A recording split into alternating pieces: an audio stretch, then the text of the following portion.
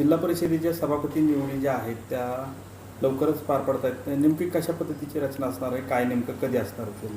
नमस्कार. जिल्हा परिषदेमध्ये अध्यक्ष आणि उपाध्यक्ष पदाच्या निवडीसाठी विशेष सभा 20 मार्च रोजी पार पडलेली होती. त्यापासून 15 दिवसाच्या आतमध्ये 4 सभापतींच्या निवडणुकी घेणं आपल्याला क्रमप्राप्त होतं. त्या अनुषंगाने 4 एप्रिल रोजी विशेष सभेचं आयोजन करण्यात आलेलं आहे. या सभेमध्ये समाज कल्याण सभापती, महिला व बालकल्याण सभापती व इतर 2 सभापती अशा 4 सभापती पदाची निवडणूक पार पडणार आहे. ही प्रक्रिया जी राबवली जाणार आहे ही कशा पद्धतीची प्रक्रिया असते साधारण?